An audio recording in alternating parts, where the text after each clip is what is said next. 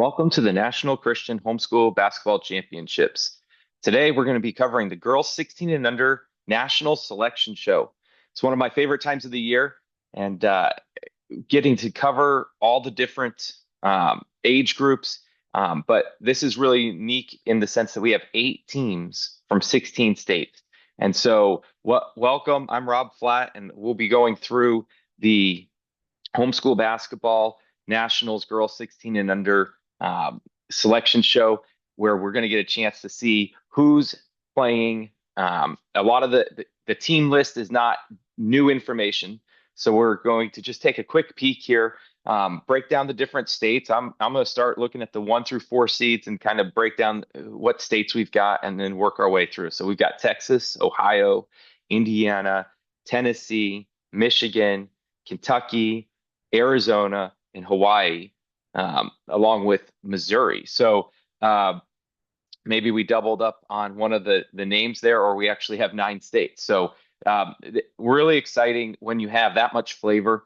Makes it a lot easier on our Jeremy Caldwell, our seating director, and myself's job when we're working on trying to put the teams in the brackets and make sure that the right teams are in the right spots and that we're not having teams that have played each other multiple times throughout the year, all playing each other in the first round. And so we work really hard to avoid that. And we appreciate all the different states represented here that are making our job a little bit easier. And so speaking of easy, it was really easy for us when breaking down who the top 2 overall seeds are. Class 8A has the number 1 overall seed, Class 7A, the number 2 overall seed, and both CHSM and West Michigan are their regionals Division I champion. And so as such, both those teams were able, and they both made it to the national championship game last year with West Michigan and CHSM showing down. CHSM got that win last year, and so that helped them secure the number 1 overall seed coming into nationals. Not that that would make probably too much of a difference, as you'll notice that you have a Midwest and a Big South team, I believe, 3rd place finish from each of those regions, and they're in opposite brackets, they're opposite classes, and that's intentional. And so not much would probably change as far as who the 2 seeds were paired with. And that's just a little bit of insight to how we break things down. We want that number 1 seed to be correct as much as possible, or at the very least to be consistent with our regional guarantees. And so we're able to do that. But then after that point, a lot of it does take into consideration unique matchups. And so we work really hard to make sure that teams that played each other in the regional finals won't play each other until Friday, no matter what. That's not always easy, and that takes precedent as one of our top priorities. We don't have that situation here, and so I won't bore you with all those details, but I will tell you that as we work our way through this, 1s will play 8s, 2s will play 7s, 3s will play 6, and 4s will play 5s. That's what we consider a traditional 8-team bracket seeding matchups, whether it's the NBA, uh, or even college basketball. 1s are going to play the 8s as the tournament goes on. Obviously, upsets can impact that. We don't have that possibility with the size of this field, so I won't get too much onto that. But I will mention, if you'll notice, that the 4s will play 5s. So Thesa and Rush, Heartland team and a Big South team, and Marion Hawks and Dallas HSAA, a Big South and Midwest team, will play each other in the first rounds. And the rest of the matchups and who else is in these different classes we'll get to in a minute. But let's go over some of the details on the format. This is kind of one of our favorite aspects to cover in these selection shows, is because our formats are really exciting. The kids have worked really hard all year to be in these positions. And so here they are, and they come to nationals. It's a double gold ball division. So that means Class 8A and Class 7A are playing it out for a gold ball. These teams are going to come in and they'll play Tuesday, Wednesday, Thursday. And so let's talk about Tuesday and Wednesday real quick. But before we do, I want to also point out there's actually only 1 silver ball this year, and there's 1 bronze ball as well this year. And I see up here that we have a typo. And as is the case, anytime you do anything in this capacity where you're running it live, and we've double checked over and over and over again, um, yet you catch an error in the middle of doing the presentation. Then so I have been able to correct that. We have two Division I gold balls, one silver ball, and one bronze ball. So as we move along in this actual particular slide, breaking down Tuesday and Wednesday's format, uh, right off the bat, it says get ready for an action-packed day, or action-packed days ahead, and that is the fact.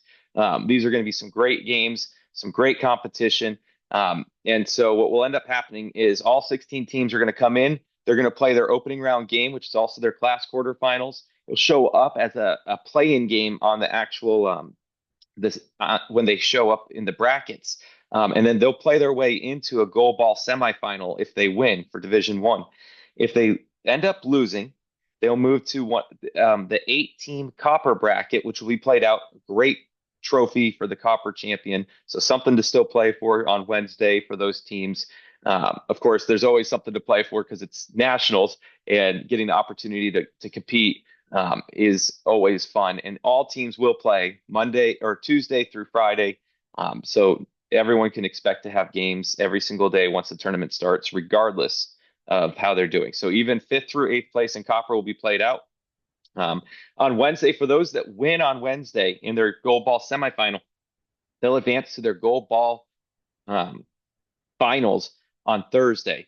And the teams that lose in the gold ball semifinals, they're going to move to a 4-team bronze ball bracket, which is the bronze ball semifinal. And they'll play that out 1st through 4th on Thursday and Friday. So obviously they're action packed. Thursday and Friday will also be the copper semifinals, as well as we mentioned those gold ball games, which are the national final four. Thursday, everything continues to kind of pick up in intensity and excitement. And so we've got the Division I gold ball games.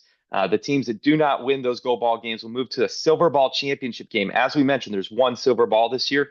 It is a change to the previous year formats. One of the big things that we're trying to do is make sure that those silver balls are still meaningful. And so we ran into a situation over the years where teams, right after they lose that silver ball, it just doesn't have the same shine to it. In volleyball nationals this year, we did this, and it was a huge success. The teams that won that silver ball were celebrating as if they had won a gold ball.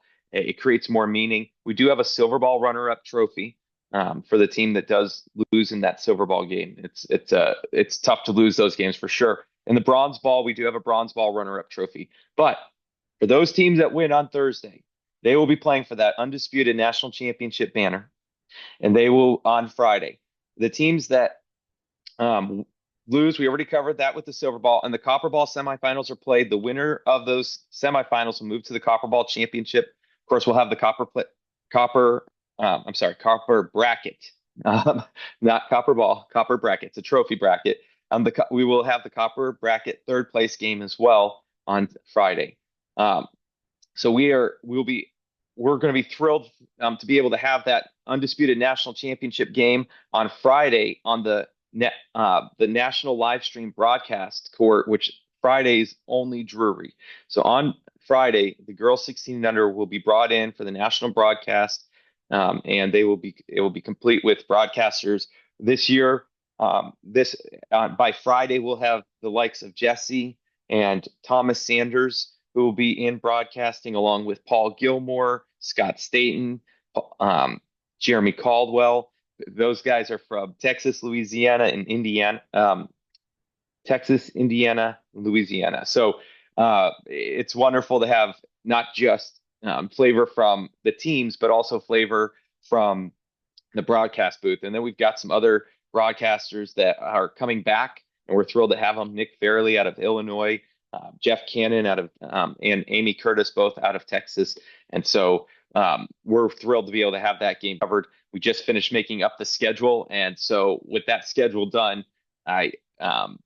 we've been able to kind of pour over that, and that was something I noticed last night, that we were able to get those games. That undisputed national championship game on Friday will be on the feature court, just like last year. The CHSM and West Michigan game was one that I actually had the opportunity to be in the gym for at least part of it, and it was a great atmosphere. Both teams brought the crowd and the energy. So, all right, well, let's talk about matchups here. We have 1v8s will be playing essentially Team USA's. And so what we're going to do is the next slide will cover how Team USA will work. And I'm going to mention this right now. If you are watching this and it's still not Friday yet, I say screenshot it. When you get a chance, just take a quick screenshot. Then you can kind of have this for reference point. We also will have a link to the slideshow when the videos are going, and we'll probably get that. The link will be live probably 30 minutes after the slideshows launch, so about 7:30 p.m. Central Time. So if you take a look here, though, the ones and eights will play. When we get to the Team USA part, it will be in the brackets. It's on the nchclive.com and policy page. And again, when we get to the Team USA slide, you can screenshot that. We won't stay on it too long. But long story short, CHSM will be in the semifinals. West Michigan will be in the semifinals of their gold ball class based on the Team USA rules. Cincinnati Trailblazers will open up the tournament with the Oahu Kraken, which is a very exciting matchup. Every single other one of our selection shows, we've always mentioned when the Kraken are playing, kind of who they're playing. And so we love that. Cincinnati Trailblazers have a very good team. I believe a team that played 16 or 18U essentially all season long. And so it's going to be great to see Ohio versus Hawaii. That's not a typical matchup for us at Nationals, and so we're excited about that. On the other side, you got Fort Bend Eagles versus the EVAC Eagles out of Arizona. So another really exciting matchup, Texas versus Arizona. And so that will be wonderful. Number 3-6 is going to be Columbus Hawks out of 7A versus the PT Warriors, Fort Worth PT Warriors. And that's Columbus, Indiana. For the longest time, I used to put Columbus, Ohio. And now we do have a Columbus, Ohio team, the Columbus Legends. But I got that confused for several years. So just want to point that out. But Fort Worth PT Warriors and Columbus Hawks. And then the Memphis MHEA Eagles versus the Bluegrass Blazers. So Kentucky and Tennessee. Some bordering states, and then Ohio and Texas in the Marion Hawks versus Dallas HSAA, and then the Thesa Riders out of the Fort Worth area versus the Springfield Rush. So the Springfield Rush attended nationals as girls 8 or regionals as a girls in the girls 18U division because we did not have girls 16U in the Heartland. Hopefully we will next year as that region has steadily eclipsed over the 100 team mark, and then this year about 115 teams, whereas the Big South 220 or 215 teams and 235 tems for the Midwest. So a lot of growth at regionals. It's a lot of fun, really exciting. So I mentioned getting a screenshot. I'm going to give you a quick stall here for about 10 seconds. Get that screenshot in now because we're going to be closing this out with a couple slides that are going to be covering Team USA and also bracket information. So while we're stalling out here, I'm going to go ahead and mention the bracket information. Brackets will be released Friday, March 7th. If we're running ahead of schedule, check out nchclive.com. Follow us on social media on our Twitter or X account, Instagram, and Facebook. If you need any help finding any of those, you should be getting all of those links in your emails, as well as on our homepage of nchclive.com. You can go to the Nationals information sheet, which is being updated daily. And that also has our social media accounts and has direct links to most of the information that we're covering here. And hopefully the slideshows will be added to that soon enough. All right. So Team USA, again, I'm not going to break this all down. It's covered very thoroughly in our brackets. We have an algorithm that sets it up so if it even sees a USA, it will automatically put the USA information in there and not advance the team. We've had to become a little more sophisticated in this concept over the years as we've made errors. We've advanced Team USA's accidentally. And so that was one of the things we worked with when we get our brackets built is we have a whole system set up so that it automatically will follow these Team USA rules. So, with that said, I am going to give you one more second. Screenshot this if you need to. Go to our website, the policy page if you need to. But we are moving on to the second to last slide. All right. So everyone should know their earliest start times. If you don't know your earliest start time, again, go to that info page. We sent out an email, posted it on social media, and it's on the front page of our nchclive.com. And it says updated daily in red. Click on that link, and you should be able to find the schedule. We share the gym schedule. The gym schedule is going to tell you the age groups that are playing, so people can get an idea, a general idea of when they're playing, when the last games are, who's playing when. And so, with that said, I want to just point out this is our nationals design this year. We love it. We're going to try to get Hawaii added to it next year. If we continue with a similar design, we had someone mention that. We asked our t-shirt people if they could add that to it. It just didn't work out this year. But this is our nationals logo, our event logo. We think it's wonderful. Fine Designs created it. They're going to have merch on site like they have, I believe, the last 7, maybe even 8 years. And they will be once again on site selling their merch as planned all year long. We knew we'd have them here for nationals. We even had them at districts. This year we did not have them at regionals.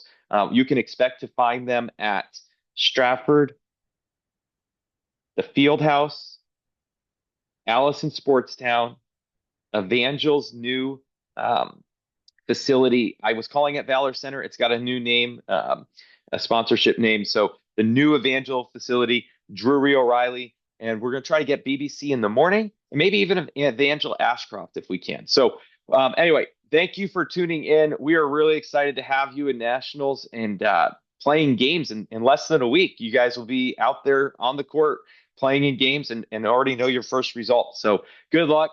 We hope you have safe travels and many blessings on your road. And then your games are phenomenal, well refereed, running on time, and you guys have a great time out there. So thanks for tuning in all the way to the end of this girls 16 and under national selection show. See you at nationals soon enough.